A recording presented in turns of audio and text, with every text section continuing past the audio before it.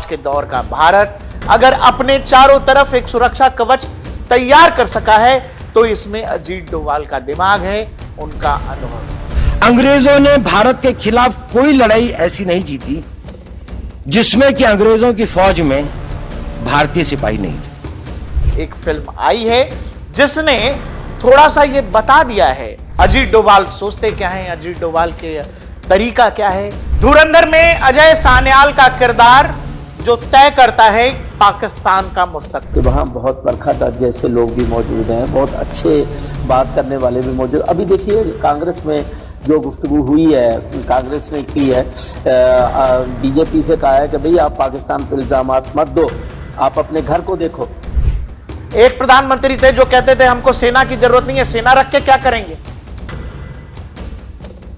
एक ये हुए जिन्होंने कहा कि हमको खुफिया एजेंसी क्या जरूरत है, और जब इनको यह जानकारी लगी कि भारत की एजेंसी जो है पाकिस्तान का न्यूक्लियर प्रोग्राम बर्बाद करने की दिशा में आगे बढ़ रही है, उसके लिए फंड की जरूरत है, इस आदमी ने $10,000 की वजह से पाकिस्तान के प्रधानमंत्री को फोन कर दिया भाई।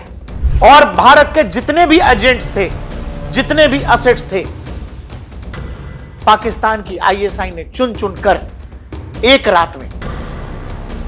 रात में पाकिस्तान की आईएसआई ने उन सारे असेट्स को खत्म कर दिया। इसीलिए आपको अजीत डोभाल को समझना पड़ेगा। वो बताया है उन्होंने कि डेमोक्रेसी में किस तरह के लोग पूरे देश पर शासन कर सकते हैं। हमारे अपने लोग ही कहीं राष्ट्र की सुरक्षा, राष्ट्र की अस्मिता, राष्ट्र के गौरव का सौदा न कर बैठे। बात करेंगे देश के राष्ट्रीय सुरक्षा सलाहकार एनएसए अजीत डोभाल की, क्योंकि अब तो फिल्म आ गई है डोभाल डॉक्ट्रिन काम कैसे करता है, डोभाल डॉक्ट्रिन के दिमाग में क्या क्या है और डोभाल क्या क्या करने की क्षमता रखते हैं, क्या कुछ कर गुजरने की क्षमता रखते हैं, यह सब एक फिल्म आई है जिसमें दिखा दिया गया है। भारतीय सुरक्षा तंत्र, भारत की सुरक्षा, हमारी आपकी सुरक्षा, भारत की आंतरिक और बाह्य सुरक्षा, ये सब कुछ एनएसए डोभाल की नजर और उनके अनुभव से तय होता है।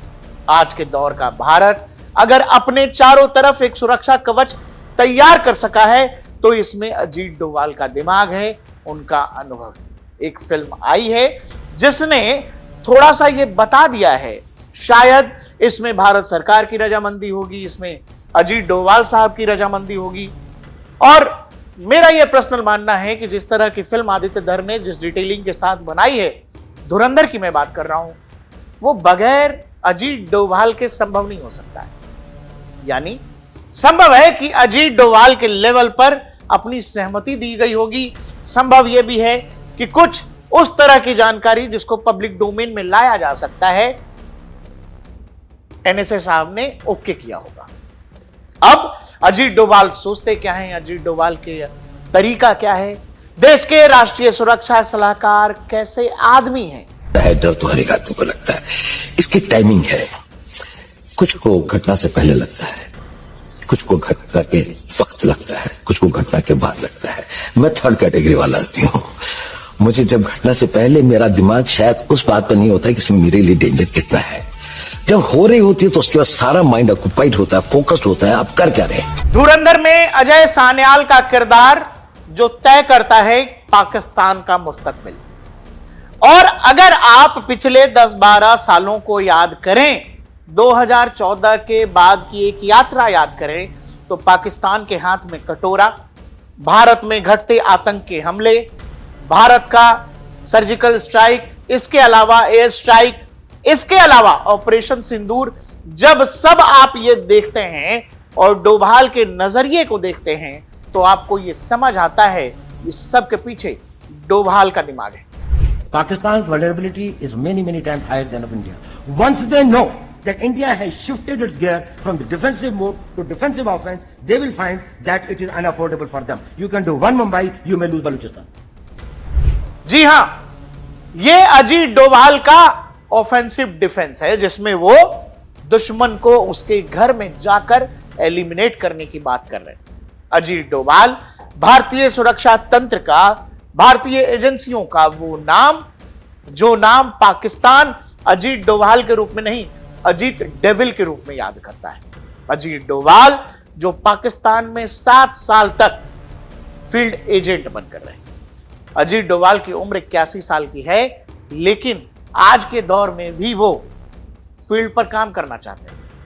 अजीत डोभाल भारतीय सुरक्षा तंत्र से जुड़ा हुआ वो नाम है जो उम्र के तकाजे को छोड़ता हुआ फील्ड में ऑपरेट करना चाहता है। और यही काम और यही बात अजीत डोभाल को बाकी लोगों से अलग बताती है। अजीत डोभाल भारत को लेकर क्या सोचते हैं, भारत के इतिहास को लेकर क्या सोचते हैं, भारत की तैयारी कैसी होनी चाहिए उसको लेकर क्या सोचते हैं, ये दुनिया से छुपा हुआ नहीं। हमारी एक बड़ी विकसित सभ्यता थी। हमने किसी के मंदिर नहीं तोड़े, हमने कहीं जाकर लूटा नहीं, हमने किसी बाहर के लोगों के ऊपर आक्रमण नहीं किया, जबकि सारी दुनिया बहुत पिछड़ी थी। परंतु क्योंकि हम अपनी सुरक्षा और हम अपने आप को समझ नहीं पाए कि हम को क्या खतरे हैं, हम उनके प्रति उदासीन रहे, तो हमें इतिहास ने एक सबक सिखाया। अजीत डोभाल यानी भारत के जेम्स बॉन्ड सोचते कैसे हैं, उनका करियर कैसा है, उन्होंने क्या क्या किया है, ऑपरेशन सिंदूर से लेकर एयर स्ट्राइक से लेकर सर्जिकल स्ट्राइक तक, अननोन गनमैन की कहानी तक, इस सब के पीछे अजीत डोभाल है। अजीत डोभाल का काम कैसा है इसको समझने के लिए आपको एक छोटी सी कहानी समझनी पड़ेगी जो मुझे लगता है कि हर भारतीय को पता होना चाहिए। 2005 का समय था। अजीत डोभाल आईबी के डायरेक्टर के रूप में रिटायर होने वाले थे और अजीत डोभाल के दिमाग में एक प्लान आता है, वो उससे पहले भी कई बार कोशिश कर चुके होते हैं। जी हां, भारत के सबसे बड़े दुश्मन दाऊद इब्राहिम को निपटाने का। आईबी के डायरेक्टर के रूप में उनको यह लगता था कि अगर मैं रिटायर हो रहा हूं तो उससे पहले मुझे जो एक काम खत्म करना है वो है दाऊद इब्राहिम। पूरा प्लान वो तैयार कर लेते हैं।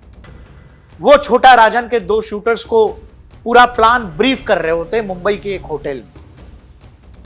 कैसे न कैसे इस प्लान की जानकारी महाराष्ट्र के एक बड़े नेता को लग जाती है और बताया यह जाता है कि महाराष्ट्र का वो नेता मुंबई पुलिस को यह बतला देता है कि छोटा राजन गैंग के 2 शूटर फलाने होटल में हैं। मुंबई पुलिस रेड डाल देती है।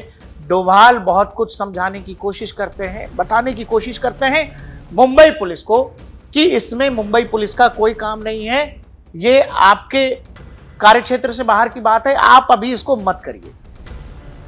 लेकिन मुंबई पुलिस पर इतना प्रेशर होता है कि छोटा राजन गैंग के 2 शूटर्स को उनको ये बताकर कि इन पर मामले हैं, इन पर ऑलरेडी मुंबई पुलिस इनको काफी समय से ढूंढ रही है, मुंबई पुलिस उनको उठा लेती है। लेकिन डोभाल साहब का बाल भी बांका नहीं कर पाती है, क्यों सोचिएगा।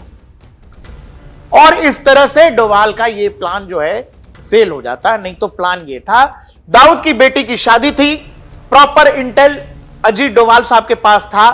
छोटा राजन भारत के लिए एक तरह से असेट का काम कर रहा था। छोटा राजन गैंग और दाऊद इब्राहिम गैंग में कई बार गोलाबारी हो चुकी थी। छोटा राजन को निपटाने का प्लान दाऊद इब्राहिम कर रहा था।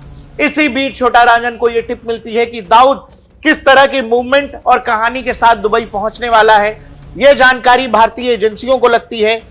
अजीत डोभाल छोटा राजन गैंग के ही 2 शूटर्स के साथ वो प्लान बना रहे होते हैं जिसमें उनको जाना था दुबई में और दाऊद को निपटाना था।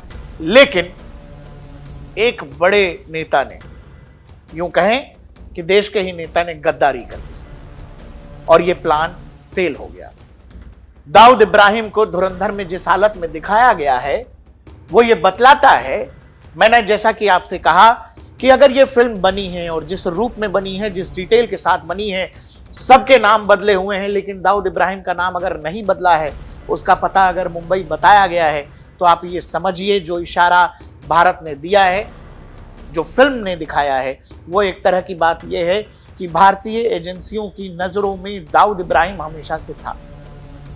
नजरों में ही क्यों, दाऊद इब्राहिम के इर्द गिर्द भारतीय एजेंट्स हमेशा से रहे और एक लंबे वक्त तक अगर दाऊद अपने आप को पब्लिक डोमेन में नहीं दिखा सका, अगर लंबे वक्त तक दुनिया ने 93 की ही वो तस्वीरें दाऊद वाली इस्तेमाल की हैं, तो उसका कारण ये रहा है कि शायद एजेंसियों ने दाऊद इब्राहिम को उस लायक छोड़ा ही नहीं कि वो पब्लिकली आ सके।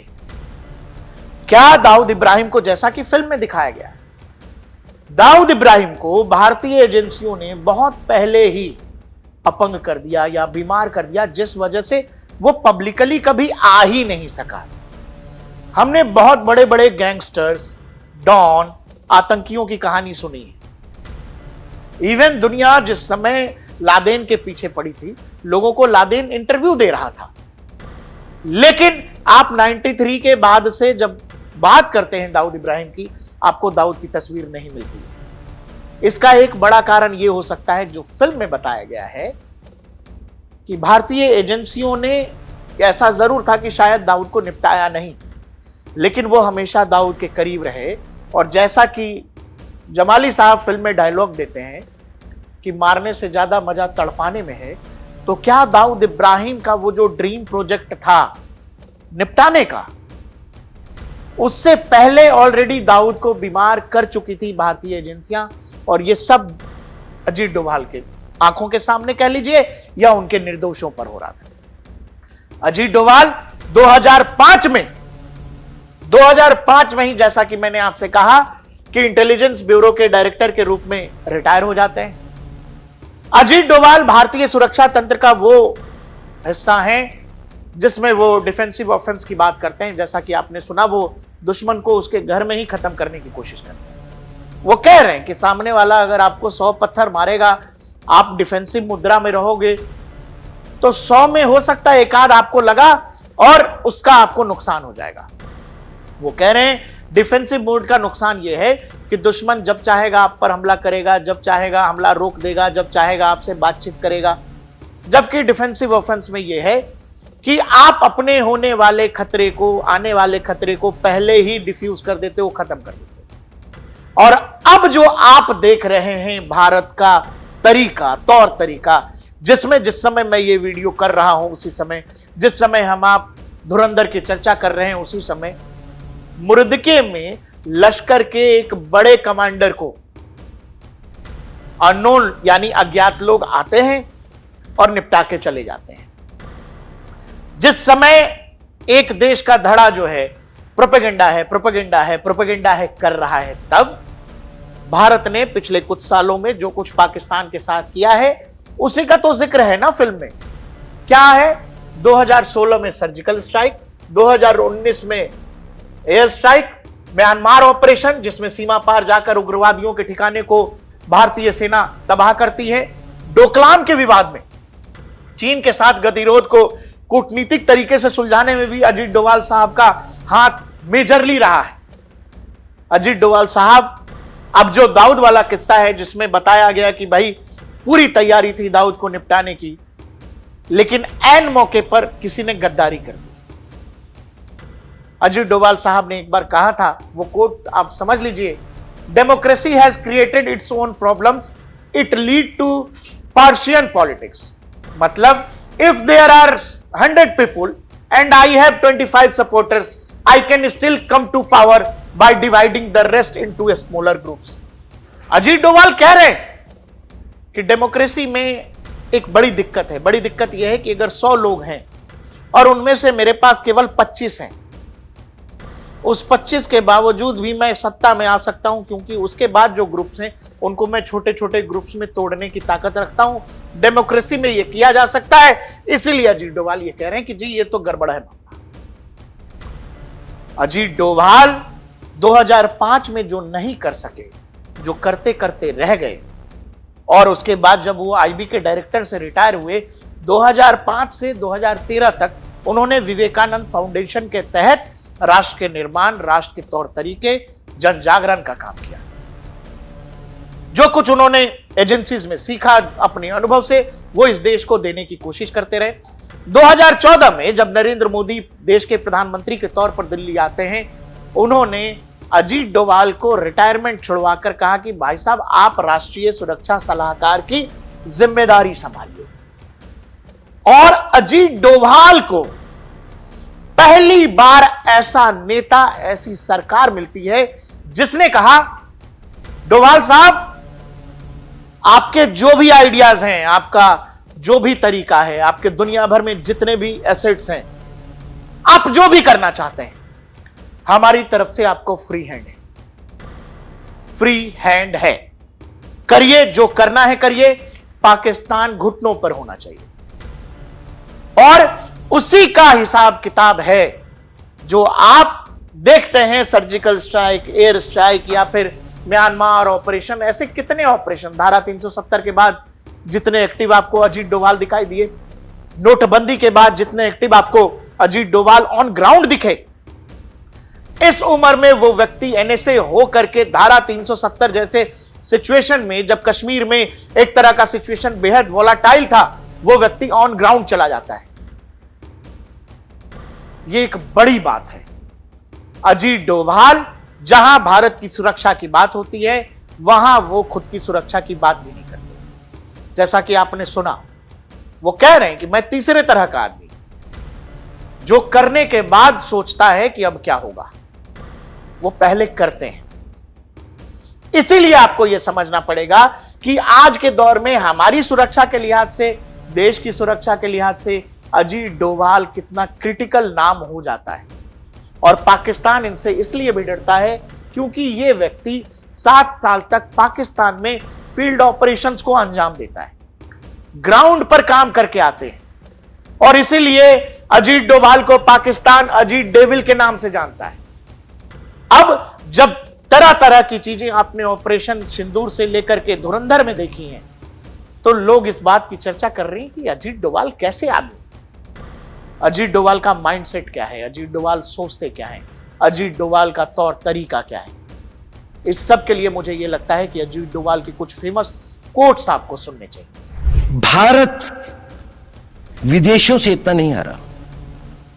अंग्रेजों ने भारत के खिलाफ कोई लड़ाई ऐसी नहीं जीती जिसमें कि अंग्रेजों की फौज में भारतीय सिपाही नहीं थे। और भारत को आंतरिक या बाह्य शक्तियों से जो सबसे बड़ा खतरा है, वो खतरा इस बात का है कि हमारे अपने लोग ही कहीं राष्ट्र की सुरक्षा, राष्ट्र की अस्मिता, राष्ट्र के गौरव का सौदा न कर बैठे। इतिहास का निर्णय हमेशा उसके पक्ष में गया है जो शक्तिशाली था। इसने कभी उसका साथ नहीं दिया जो न्याय के साथ था, जो सही था। अगर ऐसा होता तो दिल्ली में बाबर रोड होती है, बाबर रोड है लेकिन राणा सांगा रोड नहीं है। 2005 में दाऊद इब्राहिम को निपटाने के प्लान के दौरान जो कुछ अजीत डोभाल के प्लान के साथ हुआ, दर्शकों, वो तो एक महज हिस्सा है। इस देश में नेताओं ने भारत की सुरक्षा तंत्र के साथ, भारत की सुरक्षा के साथ, भारत माता की आबरू के साथ क्या क्या किया है, कई बार हमें आपको हैरान कर देता है।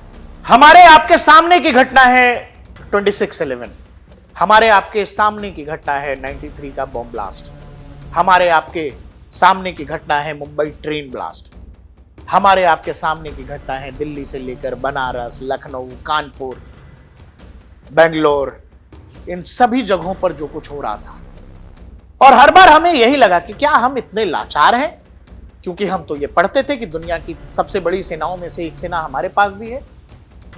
लेकिन कई बार हमें लगा कि क्या हम इतने लाचार हैं, क्या हमारे देश की एजेंसीज, क्या हम केवल फिल्म देखने के लिए पैदा हुए हैं जिसमें हम हॉलीवुड की 0 Dark 30 की तारीफ करते हैं कि भाई क्या काम करती है CIA, हम फौदा जैसी सीरीज देख करके खुश होते थे कि क्या काम करती है मोसाद। भारतीय एजेंसीज क्या कर सकती हैं, क्या करने की ताकत रखती है, यह बात इनको, इस व्यक्ति को 1977 में पता था। भारत के प्रधानमंत्री रह चुके पूर्व प्रधानमंत्री मोरारजी देसाई, इंदिरा गांधी के इमरजेंसी के खिलाफ जो लोग लड़ाई लड़े, उसके बाद जब इंदिरा की सरकार जाती है, मोरारजी देसाई 2 साल के लिए ही प्रधानमंत्री बनते हैं। और उस समय भारतीय खुफिया एजेंसियों को, भारत की रॉ को इस बात की जानकारी थी कि पाकिस्तान किस जगह पर अपना न्यूक्लियर प्रोग्राम को डेवलप कर रहा है, न्यूक्लियर बॉम्ब बना रहा है। भारतीय एजेंसियों ने न्यूक्लियर प्रोग्राम में शामिल साइंटिस्ट को अपने हिस्से में ले आए थे, उनको मैनेज कर लिया था। उनका यह था कि भाई साहब, हमको पाकिस्तान से सेफ एग्जिट चाहिए परिवार के साथ। और आपको पता है दुनिया में जो भी खुफिया मिशंस होते हैं उनमें पैसा लगता है। दुनिया की सरकारें अपने एजेंसीज को दी जाने वाले पैसे का कोई हिसाब भी नहीं रखती। उस समय रॉ ने जब पूरा का पूरा प्लान तैयार कर लिया था, पाकिस्तान का Kahuta nuclear base, nuclear programme लगभग भारतीय एजेंसियां बर्बाद कर देती, हम वहां तक पहुंच गए थे। हमने उनके पूरे के पूरे न्यूक्लियर प्रोग्राम को, उसमें बैठे साइंटिस्ट जो उससे जुड़े हुए थे, उनको एक तरह से मैनेज कर लिया था। और उस समय रॉ ने इन महोदय से यह कहा कि प्रधानमंत्री जी, हम लोगों को $10,000 की जरूरत है, $10,000 की। और जब यह जानकारी उस समय के प्रधानमंत्री मोरारजी देसाई तक आती है, यह कहते हैं कि हमें तो रॉ की कोई जरूरत ही नहीं है। समझिएगा कैसे कैसे इस देश में लोग नेता बने। एक प्रधानमंत्री थे जो कहते थे हमको सेना की जरूरत नहीं है, सेना रख के क्या करेंगे। एक ये हुए जिन्होंने कहा कि हमको खुफिया एजेंसी क्या जरूरत है। और जब इनको यह जानकारी लगी कि भारत की एजेंसी जो है पाकिस्तान का न्यूक्लियर प्रोग्राम बर्बाद करने की दिशा में आगे बढ़ रही है, उसके लिए फंड की जरूरत है, इस आदमी ने $10,000 की वजह से पाकिस्तान के प्रधानमंत्री को फोन कर दिया। भाई समझिए डेमोक्रेसी में क्या क्या खतरा है, इसीलिए आपको अजीत डोभाल को समझना पड़ेगा। वो बताया है उन्होंने कि डेमोक्रेसी में किस तरह के लोग पूरे देश पर शासन कर सकते हैं।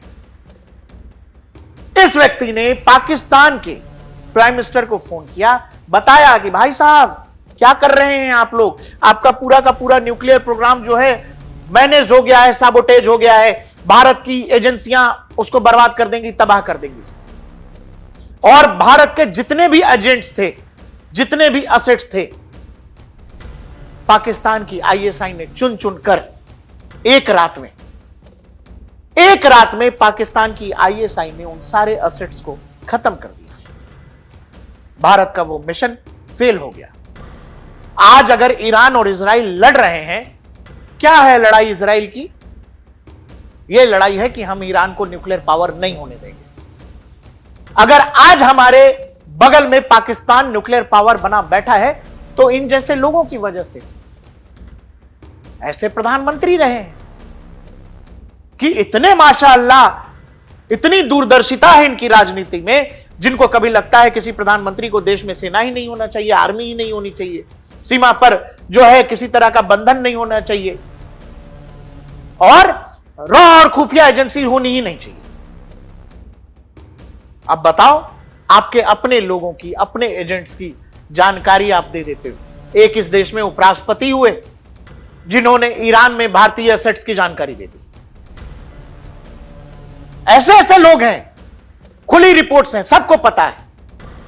इसीलिए जो अजीत डोभाल कर रहे हैं, अजीत डोभाल लंबे समय से जो फिल्म है वो कहते हैं कि किस्मत की एक अच्छी बात है कि वो पलटती जरूर है। और जब अजीत डोभाल को वो मौका मिला, 2005 में रिटायर हो गए थे, 2014 में जब जिम्मेवारी मिली, तो फिर क्या हो रहा है पूरे पाकिस्तान में, वो खुद पाकिस्तान के लोग बता रहे हैं। पाकिस्तान में हिंदुस्तान के दुश्मनों का खात्मा कौन कर रहा है? जी, ये एक इंतहाई पेचीदा वाकया है और गुज़िश्ता 2 साल में ऐसे कई वाकयात पेश आ चुके हैं जिसमें कराची, इस्लामाबाद, लाहौर, डस्का और आज़ाद कश्मीर के अंदर ऐसे वाकयात हुए हैं। तो इन सारों को जब लिंक करके देखा जाता है तो ये पता चलता है कि कहीं ना कहीं जो लोग टारगेट किए गए हैं वो एंटी इंडिया थे। जिन लोगों को ये प्रोपेगेंडा लगता है, जिन लोगों को ये कहानी लगती है, उनके लिए ये जरूरी है कि हम 70s में इस बात के लिए तैयार थे कि हम पाकिस्तान को न्यूक्लियर पावर नहीं होने देते। हमारे यहां के नेताओं में वो दम नहीं था, वो दूरदर्शिता नहीं थी, वो भयावह विभीषिका। पाकिस्तान जैसा देश जब न्यूक्लियर पावर होता है, वो अपने साथ किस तरह के गंभीर खतरे को जन्म देता है, ये देख सकने की क्षमता ही नहीं थी। लेकिन ये प्रधानमंत्री थे और इतना बड़ा काम किया इन्होंने। शर्म आएगी आपको, शर्म आएगी। भारत का इकलौता व्यक्ति जिसको पाकिस्तान ने अपने सबसे बड़े अवार्ड निशाने